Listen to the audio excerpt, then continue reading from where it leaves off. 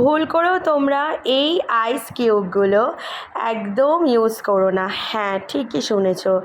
র মিল্ক এবং rice floor, চালের গুঁড়ো, এই দুটো মিক্স করে ভালো করে মিক্স করে একটা সুন্দর স্মুথ পেস্ট বানাবে এবং তারপর যদি এরকম একটা পাত্রে তোমরা এটাকে নিয়ে নাও এবং সেটা ডিপ ফ্রিজে রেখে আইস বানিয়ে নাও এবং সেটা যদি DIY ফেস ওয়াশ হিসেবে তোমরা ইউজ করে নাও, তাহলে জাস্ট যে ম্যাজিকটা তোমাদের স্কিনে হবে, তোমরা আই থিঙ্ক মানুষকে অ্যান্সার করে করে ফেড আপ হয়ে যাবে। কারণ হ্যাঁ, এই আইস কিউবটাকে কোরিয়ান আইস কিউবসও বলে, যেটা র মিল্ক এবং চালের গুঁড়ি দিয়ে পেস্ট বানিয়ে সেটাকে ডিপ ফ্রিজে রেখে সেটাকে বরফ আকারে তৈরি করবে এবং খুব ইজিলি সেটা মুখে যখনই ম্যাসাজ করবে, রাব করবে,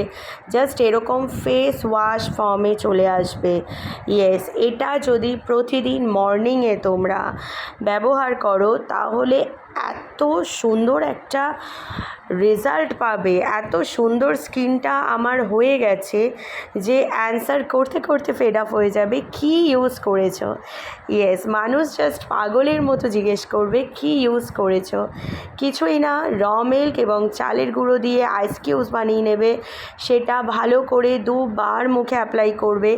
একবার মর্নিং টাইমে ঘুম থেকে উঠে ফেস ওয়াশ যখন করো তখন এই ফেস ওয়াশটা ইউজ করবে এবং রাত্রিবেলা ঘুমোতে যাওয়ার আগে এই ফেস ওয়াশটা ইউজ করবে। জাস্ট করে দেখো এবং একদিনের রেজাল্টই তোমরা বুঝতে পেরে যাবে, কিন্তু তোমাদেরকে বেটার রেজাল্ট পাওয়ার জন্য কন্টিনিউ করতে হবে।